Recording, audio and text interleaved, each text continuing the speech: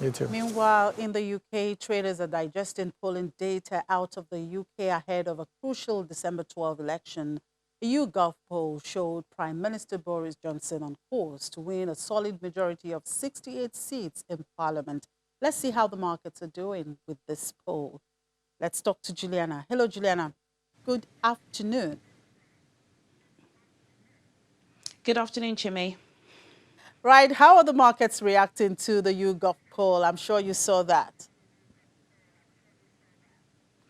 I did see the YouGov poll, and it hasn't told us anything that we haven't seen before. But the only difference between this data is that it tested a much larger group of people. 100,000 people were asked questions about who they would want as a leader. And as expected, Boris Johnson, the Prime Minister, the leader of the Conservatives, came on top. That pushed sterling up 0.09% on the dollar. So sterling is trading at about $1.29 at the moment. But of course, as we've seen, sterling's rise is usually the FTSE's fall. So the FTSE at intraday is down about 28 points.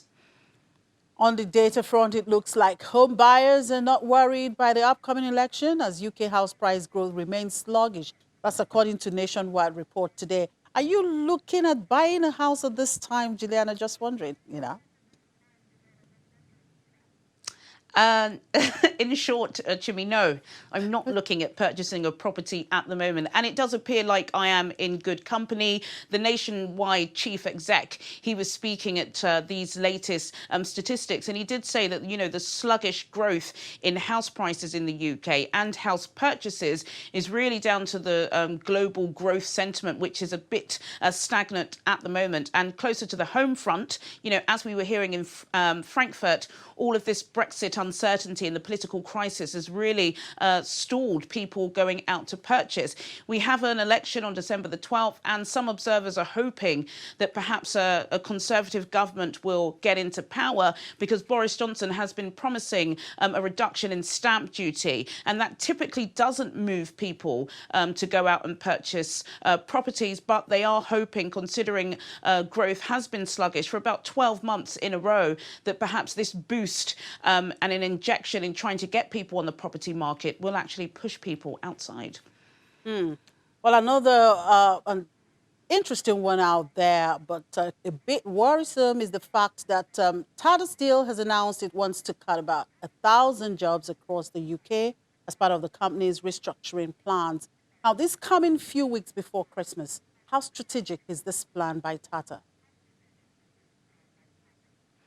Well, Jimmy, it depends on who you ask. If you speak to the unionists who have really had to battle for these Tata Steel workers in the UK, they will say that, it's really the lack of negligence, or a huge lack of negligence on behalf of Tata Steel. They were supposed to be going into $1 billion merger with a huge German industrial conglomerate earlier this year, but that was stopped at the last minute by Belgian authorities due to competition rules. And they do believe that this is the payback, really, and they're taking it out on the people who need the jobs most, and those are the 8,000 workers that Tata have in the UK. So 1 in 8 of them will be sacked. It's expected to really hit the Port Talbot workers who are from a sleepy town in Wales. They've had lots of toing and throwing over a few years. Tata Steel have promised them several things and haven't delivered on them. But, if you speak to Tata Steel bosses, they say this is a strategic move,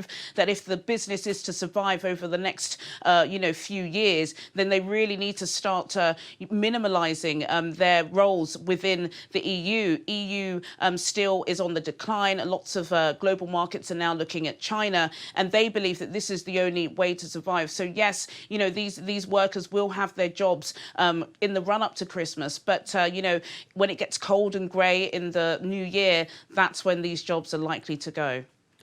All right, Juliana, no Thanksgiving holiday for you and I. We just have one day to say, thank God it's Friday, so hang in there. Enjoy the rest of the day. Thank you, Jimmy.